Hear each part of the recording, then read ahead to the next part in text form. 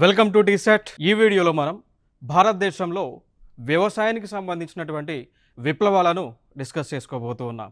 So agriculture revolutions in India topic వచ్చేసి దీనిలో ప్రధానంగా మనం డిస్కస్ చేసుకోబోయేటువంటి అంశాలన్నీ కూడా వ్యవసాయానికి సంబంధించి వ్యవసాయ ఆధారిత విప్లవాలను రెవల్యూషన్స్ని డిస్కస్ చేసుకోబోతూ ఉన్నాం. ముందుగా డిస్కస్ చేద్దాం, గ్రీన్ రెవల్యూషన్ గురించి మనం డిస్కస్ చేద్దాం. అయితే ఇక్కడ గ్రీన్ రెవల్యూషన్ ఏదైతే మనం దానిని హరిత విప్లవం అని పిలుస్తూ ఉన్నామో, ఈ రెవల్యూషన్ అనేటువంటిది భారతదేశంలో ప్రారంభం అవడానికి గల కొన్ని కారణాలు మనం డిస్కస్ చేద్దాం.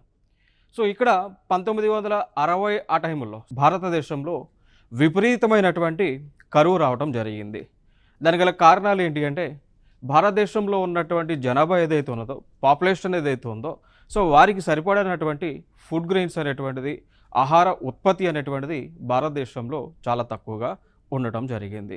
అదే టైంలో తుఫాన్లు ఎక్కువగా రావడం వల్ల కూడా ఇక్కడ ప్రొడక్టివిటీ, అగ్రికల్చర్ ప్రొడక్టివిటీ అనేటువంటిది తగ్గడం జరిగింది. ఆ సమయంలో ఆకలి మరణాలు భారతదేశంలో ఎక్కువగా సంభవిస్తున్నటువంటి సమయంలో భారతదేశానికి చెందినటువంటి భారతదేశ ప్రధానమంత్రి గారు అమెరికాకు వెళ్ళటం జరిగింది. యునైటెడ్ స్టేట్స్ ఆఫ్ అమెరికాకు వెళ్ళారు. వెళ్ళిన తర్వాత మన భారతదేశంలో ఉన్నటువంటి సంక్షోభం కానీ, ఈ కరువు కాటకాలు ఇవన్నీ కూడా అమెరికా యొక్క ప్రెసిడెంట్తో డిస్కషన్ చేయటం జరిగింది. ఆ డిస్కషన్లో భాగంగా భారతదేశానికి కొంత వీట్ అనేటువంటిది, వీట్ గోధుమలు, రైస్ అనేటువంటివి ఇవ్వండి అని చెప్పేసి మన Indian prime minister United states of America యొక్క ప్రెసిడెంట్ని రిక్వెస్ట్ చేయడం జరిగింది. అప్పటికే ఆ దేశంలో యునైటెడ్ స్టేట్స్ ఆఫ్ అమెరికాలో PL 480 అనేటువంటి, దీన్నే మనం ఏం పిలుస్తాము అంటే పబ్లిక్ లా 480 అనేటువంటి చట్టము అమెరికాలో, యునైటెడ్ స్టేట్స్ ఆఫ్ అమెరికాలో వారు అమలు చేస్తూ ఉన్నారు. దీని యొక్క ముఖ్య ఉద్దేశం ఏంటి అంటే, ఈ చట్టం యొక్క అంటే వాళ్ళు ఏర్పాటు చేసుకున్న పబ్లిక్ లా 480 యొక్క ముఖ్య ఉద్దేశం ఏంటి అంటే, ఏ దేశానికి కూడా ఆహారం సరఫరా అనేటువంటిది చేయకూడదు అని వీరు చట్టంగా చేసుకున్నటువంటి కార్యక్రమం. కారణం ఏంటి అంటే, ఆ దేశంలో కూడా ఈ యొక్క ఫుడ్ ఇన్ఫ్లేషన్ అనేటువంటిది ఆ దేశంలో కూడా, యునైటెడ్ స్టేట్స్ ఆఫ్ అమెరికాలో కూడా ఉండటం జరిగింది. అందుచేతనే భారతదేశానికి ఏదైతే రిక్వెస్ట్ చేశారో వీట్, అదేవిధంగా రైస్ భారతదేశ ప్రజలకు ఇవ్వండి అని ఎప్పుడైతే ప్రెసిడెంట్ మన ఇండియా యొక్క ప్రైమ్ మినిస్టర్ రిక్వెస్ట్ చేశారో వారు నో అని చెప్పడం జరిగింది. వెంటనే ప్రైమ్ మినిస్టర్ రిటర్న్ వచ్చి భారతదేశంలో ఉన్నటువంటి వ్యవసాయ శాస్త్రవేత్తల అందరినీ కూడా పిలవడం జరిగింది. పిలిచి వాళ్ళతో మీటింగ్ కండక్ట్ చేశారు. ఆ మీటింగ్లో ప్రధానంగా డిస్కస్ చేసినటువంటి అంశాలు ఏంటి అంటే, భారతదేశంలో కరువు అనేటువంటిది చాలా విపరీతంగా ఉంది, ఆకలి మరణాలు అనేటువంటివి విపరీతంగా సంభవిస్తూ ఉన్నాయి. ఆహారం తినడానికి కూడా లేనటువంటి పరిస్థితుల్లో భారతదేశం ఉంది. కావున మీరందరూ కూడా భారతదేశంలో వ్యవసాయ ఉత్పత్తిని పెంచడానికి ఏ మార్గాలు ఉన్నాయో అవన్నీ కూడా ఆలోచన చేయండి. దానికి కావాల్సినటువంటి ఖర్చు ఎంతైనా కానీ గవర్నమెంట్ ఆఫ్ ఇండియా అందిస్తూ ఉంది అని చెప్పేసి గవర్నమెంట్ ఆఫ్ ఇండియా ఆ టైంలో వ్యవసాయ శాస్త్రవేత్తలకు చెప్పడం జరిగింది. అందులో వన్ ఆఫ్ ద పర్సన్ అయినటువంటి వ్యక్తి MS స్వామినాథన్ గారు. తమిళనాడు రాష్ట్రానికి చెందినటువంటి వ్యవసాయ శాస్త్రవేత్త. MS స్వామినాథన్ గారు ఆ టీంని లీడ్ తీసుకుంటూ ఆయన వివిధ దేశాలు పర్యటించడం జరిగింది. అందులో భాగంగా నార్మన్ బోర్లాక్ అనేటువంటి ఒక వ్యవసాయ శాస్త్రవేత్తని ఆయన కలవటం జరిగింది. మెక్సికో దేశానికి చెందినటువంటి ఈ నార్మన్ బోర్లాక్ అనేటువంటి వ్యవసాయ శాస్త్రవేత్తని కలిసి ఆయన ద్వారా కొన్ని అంశాలను ఆయన తెలుసుకోవడం జరిగింది. MS స్వామినాథన్ గారు ఏ అంశాలు తెలుసుకున్నారు అంటే, ఈ దేశంలో, మెక్సికో దేశంలో అప్పటికి ఆ ప్రాంతంలో గ్రీన్ రెవల్యూషన్, హరిత విప్లవం అనేటువంటిది అమలు చేయబడుతూ ఉంది. వ్యవసాయంలో విపరీతమైనటువంటి ప్రొడక్టివిటీ, ఉత్పాదన అనేటువంటిది గణనీయంగా ఆ దేశంలో పెరిగింది. అంశాలన్నీ కూడా తెలుసుకోవడం జరిగింది. ఓకేనా. నార్మన్ బోర్లాక్ అనేటువంటి ఒక వ్యవసాయ శాస్త్రవేత్త దగ్గర నుంచి మన భారతదేశానికి చెందినటువంటి వ్యవసాయ శాస్త్రవేత్త అయినటువంటి MS స్వామినాథన్ గారు తెలుసుకున్నారు. దానిలోనే ఈయన చెప్పినట్టు, నార్మన్ బోర్లాక్ చెప్పినట్టు, ఆయన చెప్పినటువంటి అంశాలు ఏంటి అండి, వ్యవసాయ ఉత్పాదన, అగ్రికల్చర్ ప్రొడక్టివిటీ అనేటువంటిది పెరగాలి అంటే దానిలో కొన్ని టైప్ ఆఫ్ థింగ్స్ని ఇంప్లిమెంట్ చేయాలి అని చెప్పారు. అందులో ప్రధానంగా మనం చూసుకున్నట్లయితే, ఒకటి high yielding variety of seeds అండి, దానినే హైబ్రిడ్ విత్తనాలని చెప్తూ ఉంటాం. ఈ హైబ్రిడ్ విత్తనాల ద్వారా పంట ఉత్పత్తి అనేటువంటిది గణనీయంగా పెరుగుతూ ఉంది. సో వాడేటువంటి క్రమాన్ని నార్మన్ బోర్లాగ్ గారు ఎంఎస్ స్వామినాథన్ గారికి తెలియజేయడం జరిగింది. దానితో పాటు ఏ ఏ పంటకు ఎటువంటి ఎరువులను వాడాలి, సో దాన్ని ఫెర్టిలైజర్స్ అంటాం, ఏ ఏ ఎరువులను వాడాలి, ఎటువంటి పురుగు మందులను వాడాలి, సో ఎటువంటి పెస్టిసైడ్స్ని వాడాలి, ఏ ఏ సమయంలోన ఈ పంటకి నీరు అనేటువంటిది అందించాలి, సో వాటర్ ఫెసిలిటీని అందించడం.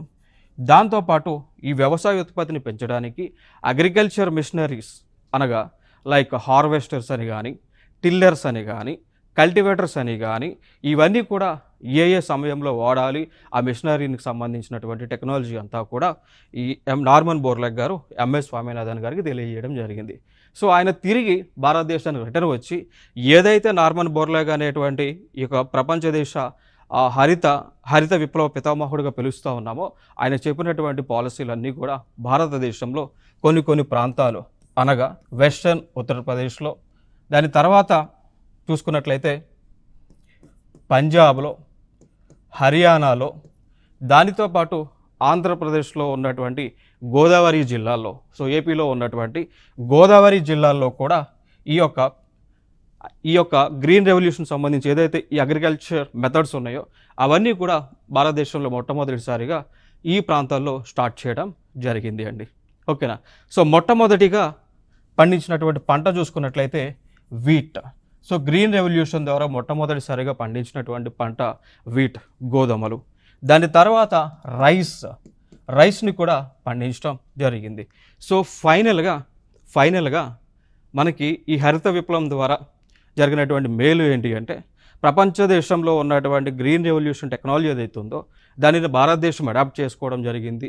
అడాప్ట్ చేసుకోవడంతో పాటు కొన్ని ప్రాంతాల్లో వెస్టర్న్ యూపీ కానీ, పంజాబ్ కానీ, హర్యానా కానీ, ఆంధ్రప్రదేశ్లో గోదావరి జిల్లాల్లో కానీ గ్రీన్ రెవల్యూషన్ మెథడ్స్ని వాళ్ళు ప్రారంభించడం జరిగింది.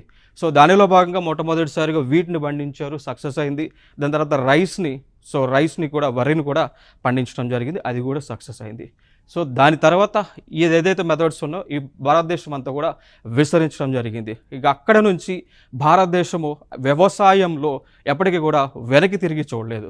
సో అక్కడ నుంచి భారతదేశంలో విపరీతమైనటువంటి ఉత్పత్తి పెరిగి భారతదేశంలో ఆకలి మరణాలు అనేటువంటివి తగ్గిపోవడం జరిగింది. భారతదేశము దిగుమతి చేసుకునేటువంటి దేశం నుంచి పంట యొక్క అగ్రికల్చర్ ప్రొడక్టివిటీని ఎగుమతి చేసేటువంటి ప్లేస్లోకి మారింది. ఇప్పుడు ఈ రోజున మనం చూస్తున్నాము అంటే భారతదేశం వివిధ ఆహార ఉత్పత్తుల్లో ఎగుమతి చేసేటువంటి సిచ్యువేషన్లో ఉంది. ప్రపంచంలోనే అత్యధికంగా ఎగుమతి చేసేటువంటి దేశాలలో ప్లేసెస్లో ఆ సరసన భారతదేశం నిలిచింది. ఈ రోజున మనం చూసుకున్నట్లయితే వరి పంట ఏదైతే ఉందో, సో వరి పంటని ఎగుమతి చేసేటువంటి బియ్యాన్ని ఎగుమతి చేసేటువంటి దేశంలో టాప్ ప్లేస్లో మన భారతదేశం ఉంది. అయితే ఫస్ట్ ప్లేస్లో ఉంటుంది, లేదంటే సెకండ్ ప్లేస్లో ఉంటుంది. ఫస్ట్ ప్లేస్లో ఇండియా ఉంటే సెకండ్ ప్లేస్లో చైనా ఉంటుంది.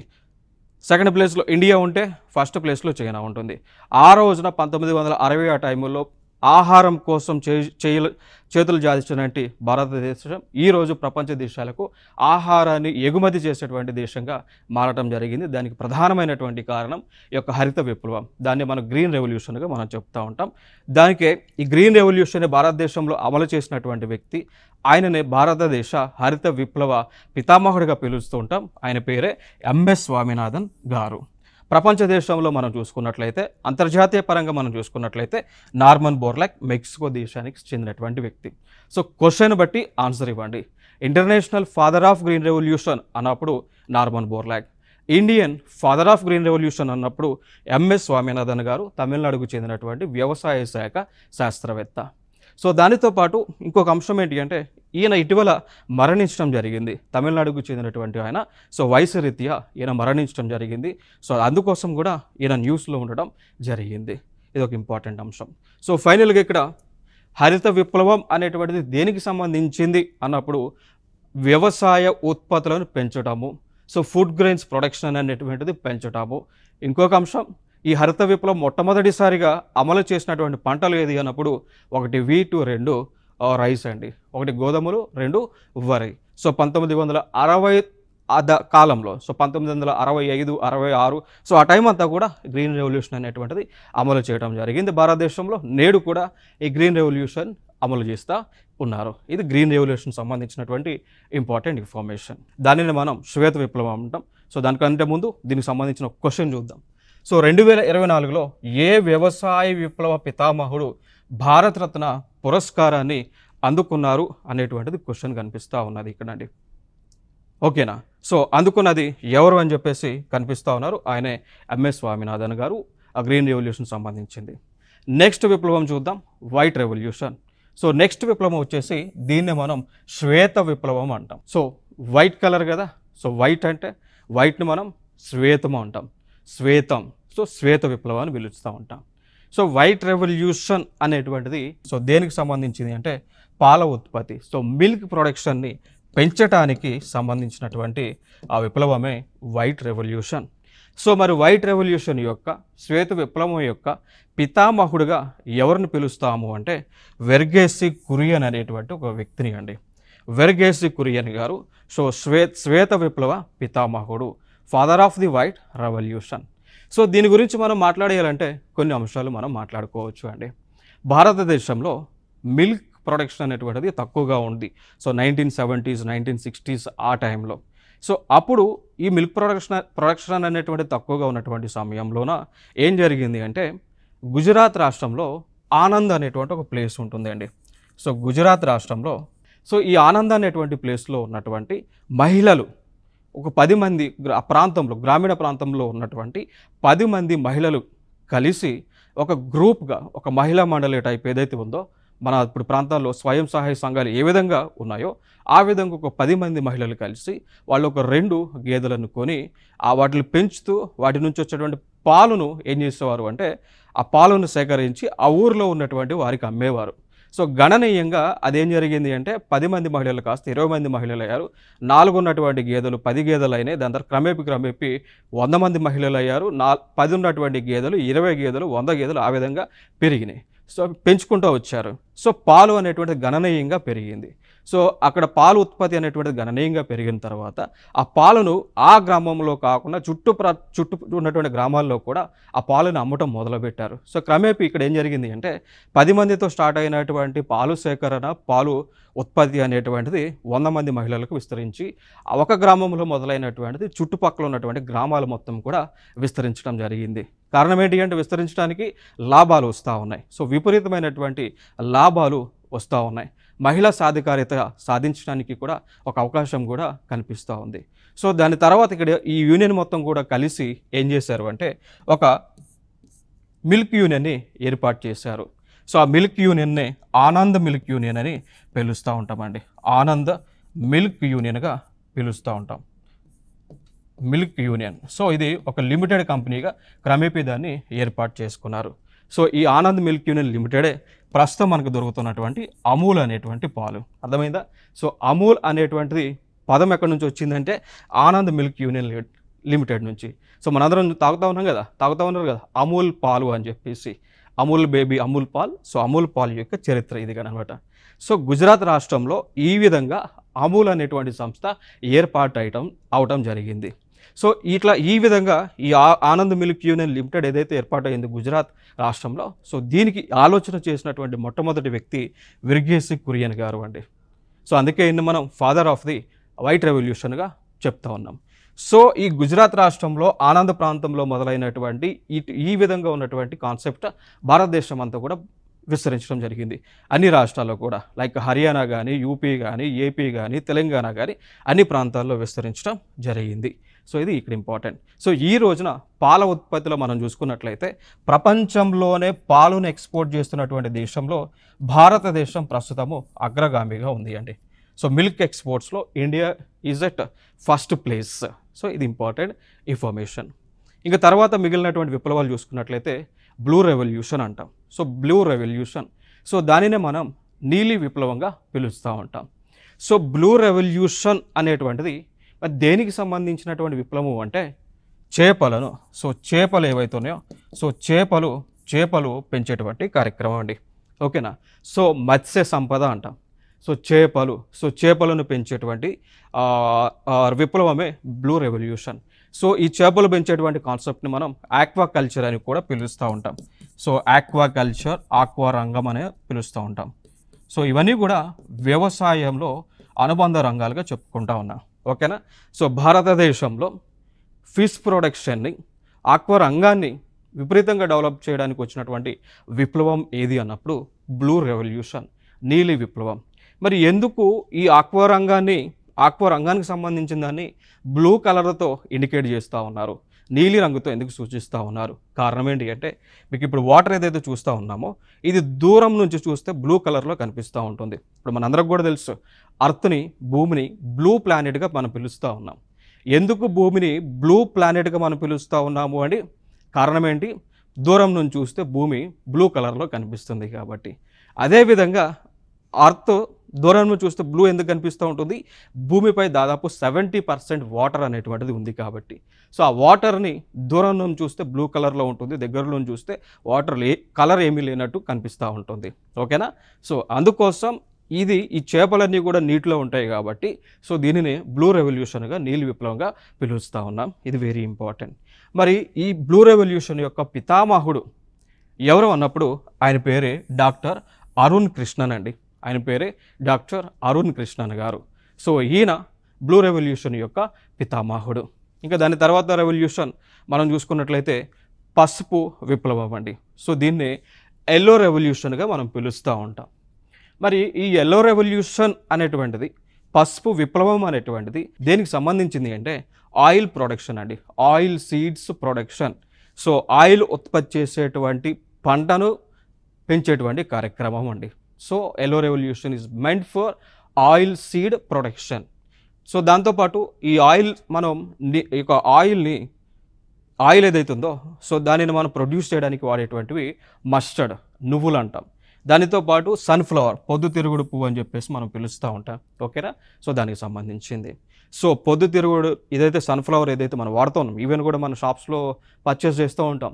ఫ్రీడమ్ సన్ఫ్లవర్ ఆయిల్ అని చెప్పేసి, విజయ సన్ఫ్లవర్ ఆయిల్ అని చెప్పేసి.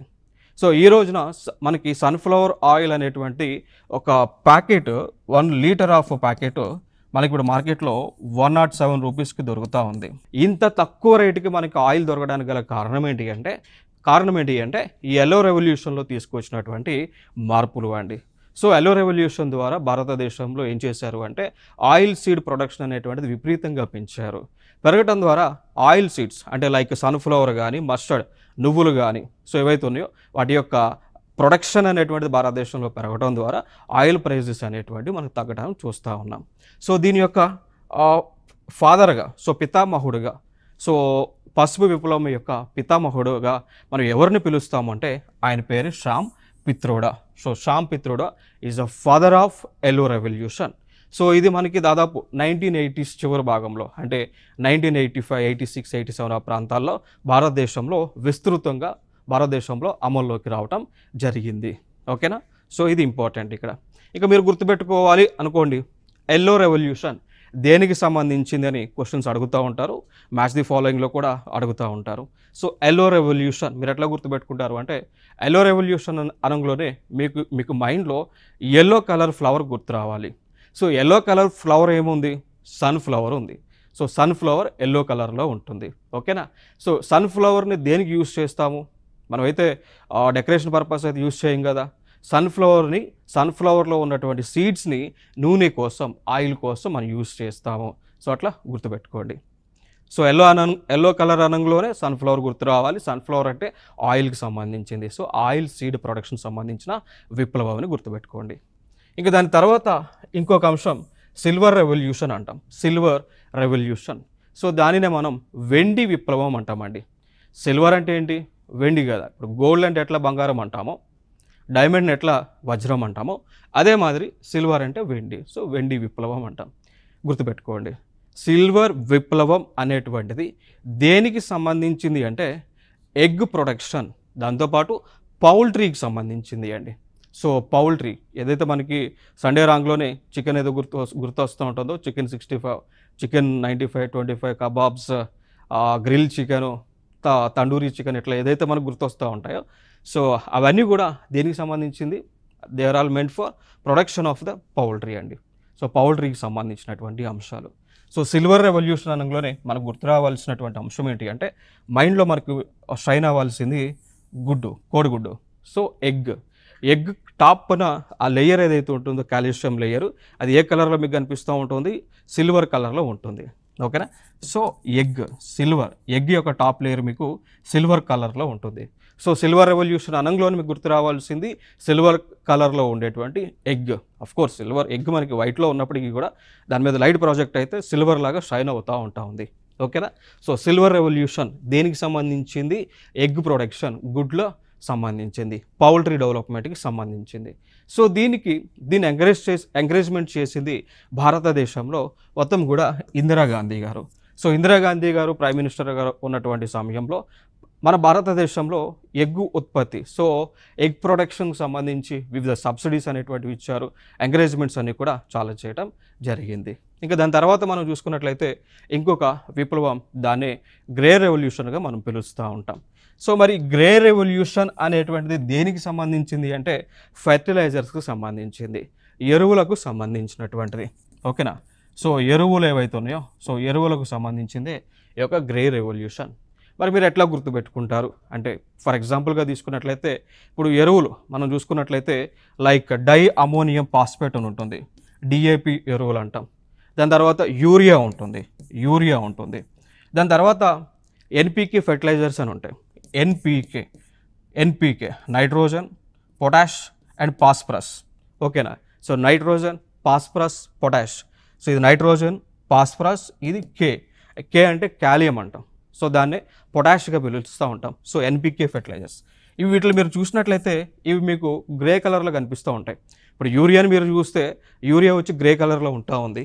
So DAP diammonium phosphate, ఇది కూడా ఇంచుమించు ఆ గ్రే కలర్ షేడ్స్తోనే ఉంటాయండి. ఓకేనా? సో దాని తర్వాత మీరు చూసిన ఫాస్ఫరస్ కూడా గ్రే కలరే ఉంటుంది. పొటాష్ కొంచెం బ్లాక్ కలర్లో ఉంటుంది, కొంత పొటాష్ మీకు అంటే లైక్ దాంట్లో కాంబినేషన్ బట్టి డిపెండ్ అయి ఉంటుంది, అది కూడా గ్రే కలర్లోనే ఉంటుంది. ఓకే? సో ఇవన్నీ కూడా మ్యాక్సిమం మనకు దొరికేటువంటి ఫెర్టిలైజర్స్ అనేవి కూడా గ్రే కలర్లోనే ఉంటాయి కాబట్టి సో అందుకోసమే గ్రే కలర్ అనేటువంటిది ఫెర్టిలైజర్స్కి సంబంధించి పిలుస్తూ ఉన్నారు. సో గ్రే రెవల్యూషన్ దేనికి సంబంధించింది? ఫెర్టిలైజర్స్కి సంబంధించినటువంటి అంశం. ఇంకా దాని తర్వాత చూసుకున్నట్లయితే పింక్ విప్లవం అంటాం. సో పింక్ అంటే గులాబీ రంగు. సో గులాబీ విప్లవం అండి, గులాబీ విప్లవం. సో ఇది దేనికి సంబంధించింది? గులాబీ విప్లవం, పింక్ కలర్ దేనికి సంబంధించింది అంటే ఒకటి ఆనియన్స్ ఉల్లిపాయలు. సో ఉల్లిపాయలు కొన్ని ఉల్లిపాయలు మనకి ఆ షేడ్ లైక్ లైట్లో ఆ షేడ్ పింక్ కలర్లో కనిపిస్తూ ఉంటుంది. ఓకేనా? So pink colour, onion pink colour అంటే షేడ్ మీకు ఆ దూరం నుంచి లైట్ ప్రాజెక్ట్ చేస్తే పింక్ కలర్లో కనిపిస్తూ ఉంది. Okay? So onion pink revolution. దాని తర్వాత ఫార్మాస్యూటికల్స్ అండి. సో ఫార్మాస్యూటికల్స్ కూడా పింక్ రెవల్యూషన్ పరిధిలోకే వస్తాయి. దాని తర్వాత ఫ్రాన్స్ రెవల్యూషన్, రొయ్యల పెంపకం ఏదైతే ఉందో సో అదంతా కూడా పింక్ రెవల్యూషన్ కిందనే కన్సిడర్ చేస్తూ ఉంటారు. సో ఇది 1990s ఆ టైంలో భారతదేశంలో విస్తృతంగా మనకి ఈ ప్రొడక్షన్ అనేటువంటిది పెరగడం జరిగింది. సో దీని యొక్క ఫాదర్గా దుర్గేష్ పటేల్ గారిని పిలుస్తూ ఉంటారు. సో ఫైనల్గా పింక్ రెవల్యూషన్ అనేటువంటిది దేనికి సంబంధించింది అంటే ఒకటి ఆనియన్స్ ఉత్పాదనకు సంబంధించింది, రెండు ఫార్మాస్యూటికల్ రంగానికి సంబంధించింది, మూడు ఫ్రాన్స్ ఏదైతే ఈ ప్రాన్స్ ఏవైతే ఉన్నాయో సో ఈ రొయ్యలు ఏవైతే ఉన్నాయో వాటికి సంబంధించిందే పింక్ రెవల్యూషన్. ఇంకా దాని తర్వాత ఇంకొక రెవల్యూషన్ మనం చూసుకున్నట్లయితే ఇంకొక రెవల్యూషన్ బ్రౌన్ రెవల్యూషన్ అంటామండి, బ్రౌన్ రెవల్యూషన్. సో మరి బ్రౌన్ రెవల్యూషన్ అనేటువంటిది దేనికి సంబంధించింది అంటే లెదర్కి సంబంధించింది, లెదర్. సో తోలు పరిశ్రమ అండి, తోలు పరిశ్రమ. ఇప్పుడు లెదర్ అనేటువంటిది ఏ కలర్లో ఉంటుంది? బ్రౌన్ కలర్లోనే ఉంటుంది కదా. సో అందుకే తోలు పరిశ్రమని బ్రౌన్ రెవల్యూషన్ సంబంధించి చెప్తా ఉన్నారు. దాని తర్వాత కోకోవా ప్రొడక్షన్ కూడా. సో ఈ కోకోవా అనేటువంటిది జనరల్గా కోకోవా అనేటువంటిది ఈ కోకోవా సీడ్స్ అండి, ఇవి చాక్లెట్స్ని తయారు చేయడానికి వాడుతూ ఉంటారండి. కోకో సీడ్స్ ద్వారా చాక్లెట్స్ని తయారు చేస్తూ ఉంటారు. సో ఈ కోకో సీడ్స్ కూడా మీకు బ్రౌన్ కలర్లోనే కనిపిస్తూ ఉంటాయి. సో అందుకోసం ఈ కోకో సంబంధించింది కూడా బ్రౌన్ రెవల్యూషన్గా చెప్తా ఉన్నారు. దాంతోపాటు ఇంకా మిగిలినటువంటి ప్రోడక్ట్స్ ఇవన్నీ కూడా బ్రౌన్ రెవల్యూషన్ పరిధిలోకి వచ్చేటువంటివి. సో ఫాదర్గా చూసుకున్నట్లయితే హీరాలాల్ చౌదరిని బ్రౌన్ రెవల్యూషన్ యొక్క పితామహుడిగా పిలుస్తూ ఉన్నాం. ఇంకా దాని తర్వాత చూసుకున్నట్లయితే రౌండ్ రెవల్యూషన్. సో దీన్ని పొటాటో ప్రొడక్షన్ సంబంధించింది అండి. మరి ఎట్లా గుర్తుపెట్టుకుంటారు అంటే పొటాటో యొక్క ఆకారం ఏ విధంగా ఉంటుంది, రౌండ్గా ఉంటుంది. సో రౌండ్గా ఉంటుంది కాబట్టి రౌండ్ రెవల్యూషన్. సో బంగాళదుంప లేదా ఆలుగడ్డ అంటారు. సో దాని యొక్క ఆకారం రౌండ్గా ఉంటుంది కాబట్టి రౌండ్ రెవల్యూషన్ గుర్తుపెట్టుకోండి. గోల్డెన్ రెవల్యూషన్ అండి. సో దానిని మనం స్వర్ణ విప్లవంగా పిలుస్తూ ఉంటాం. మరి గోల్డెన్ రెవల్యూషన్ లేదా స్వర్ణ విప్లవం అనేటువంటిది దేనికి సంబంధించింది అంటే హార్టికల్చర్కి సంబంధించింది. సో హార్టికల్చర్ అంటే దేనికి సంబంధించింది అంటే ఫ్రూట్స్ సంబంధించింది, పండ్ల తోటలకు సంబంధించింది, పూలకు సంబంధించింది, ఫ్లవర్కి సంబంధించింది, స్పైసెస్ తెలుసు కదా, స్పైసెస్ మసాలా దినుసులకు సంబంధించింది హార్టికల్చర్. సో ఇవన్నీ కూడా horticulture is nothing but the cultivation of fruits, flowers and spices. ఓకేనా. సో దాంతోపాటు హర్బ్స్ అండి, రకరకాల మూలికలు. సో ఇవన్నీ కూడా హార్టికల్చర్కి సంబంధించింది. వీటి డెవలప్మెంట్కి సంబంధించిన విప్లవం పేరే గోల్డెన్ రెవల్యూషన్గా మనం గుర్తుపెట్టుకోవాలి. సో దీని యొక్క ఫాదర్ చూసుకున్నట్లయితే నిరుపక్ తుతేజ్. ఇంకా దాని తర్వాత చూసుకున్నట్లయితే రెండవది ఇంకొకటి ప్రోటీన్ రెవల్యూషన్ అంటాం. సో ప్రోటీన్ రెవల్యూషన్ అనేటువంటిది సో ఇది దీనికి అంటే ఈ యొక్క ప్రోటీన్ రెవల్యూషన్ అనేటువంటి పదాన్ని వర్డ్ని సజెస్ట్ చేసింది భారతదేశం యొక్క ప్రైమ్ మినిస్టర్ నరేంద్ర మోడీ గారు. దాంతోపాటు యూనియన్ మినిస్టర్ అయినటువంటి అరుణ్ జైట్లీ గారు సజెస్ట్ చేశారు అండి. సో ప్రోటీన్ రెవల్యూషన్ అనేటువంటిది దేనికి సంబంధించినటువంటి విప్లవం అంటే భారతదేశంలో వ్యవసాయ ఉత్పత్తి పెంచడానికి మిషనరీ వాడామనుకోండి, అర్థమైందా. సో ఇక్కడ ఈ ప్రోటీన్ రెవల్యూషన్ దేనికి సంబంధించింది అంటే భారతదేశంలో ఆహార ఉత్పత్తిని పెంచటం, దేని ద్వారా సాంకేతికతను ఉపయోగించుకొని టెక్నాలజీని ఉపయోగించుకొని ఆహార ఉత్పత్తిని పెంచేటువంటి కార్యక్రమమే ప్రోటీన్ విప్లవం. సో నరేంద్ర మోడీ గారు దాంతోపాటు అరుణ్ జైట్లీ గారు ఈ ప్రోటీన్ రెవల్యూషన్ అనేటువంటి పదాన్ని వాడుకలోకి తీసుకొచ్చారు అండి. ఓకే, ఇప్పుడు మనందరూ తెలుసు మిషనరీ ఏముంటాయి, లైక్ ఇప్పుడు పంట వేయాలి అనుకోండి, సోయింగ్ మిషన్స్ ఉంటాయి, ట్రాక్టర్స్ ఉంటాయి, టిల్లర్స్ ఉంటాయి, కల్టివేటర్స్ ఉంటాయి, హార్వెస్టర్స్ ఉంటాయి, స్ప్రే మిషన్స్ ఉంటాయి, డ్రిఫ్ట్ ఇరిగేషన్ సిస్టమ్ ఉంటాయి, రెయిన్ గన్స్ ఉంటాయి. సో ఈ టెక్నాలజీ అంతా కూడా వాడితే దాన్నే మనం ఏమని పిలుస్తామో ప్రోటీన్ రెవల్యూషన్గా పిలుస్తూ ఉన్నాం. నెక్స్ట్ అంశం ఇంకొక విప్లవం సిల్వర్ ఫైబర్ రెవల్యూషన్ అని పిలుస్తూ ఉంటాం. సో ఇది దేనికి సంబంధించింది అంటే cotton production. So cotton is nothing but cotton అంటే ఏమంటాం, పత్తి. సో పత్తి ఉత్పాదన పెంచేటువంటి రెవల్యూషన్ విప్లవమే సిల్వర్ ఫైబర్ రెవల్యూషన్. సో మరి ఎందుకు సిల్వర్ ఫైబర్ అంటున్నాము అంటే కాటన్ యొక్క కలర్ మీరు చూసారనుకోండి సిల్వర్ కలర్లోనే ఉంటుంది.